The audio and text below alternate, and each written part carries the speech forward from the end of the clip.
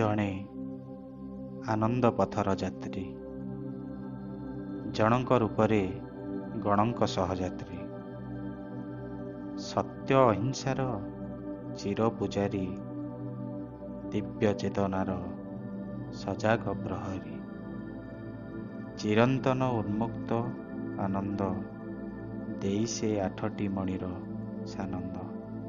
ଦୃଷ୍ଟି, ସଂକଳ୍ପ, କର୍ମ, ବଚନ, ଆଜୀବ, ବ୍ୟାୟାମ, ସ୍ମୃତି, ସମାଧାନ, ସବୁଠି ସଂଲଗ୍ନ ବିଶେଷଣ ସମ୍ୟକ। ଆବଶ୍ୟକତା ନ ହେଉ ଭୋଗର ବାହକ, ଶୂନ୍ୟ ରୂପ, ସ୍ୱାଧୀନତା ସମ୍ମିଳନ, ମୁକ୍ତି ଶାନ୍ତିର ପ୍ରତୀକ, ନିମିଳିତ ନୟନ। ଦୁଃଖ ହିଁ ଦୁଃଖର କାରଣ, ଦୁଃଖ ନିବାରଣେ ମାର୍ଗ ନିବାରଣ। ଖୋଲି ଯାଇଛନ୍ତି ଗୂଢ଼ ରହସ୍ୟ, ସାବଲୀଳ ଭାବେ ସରଳ ଭାଷ।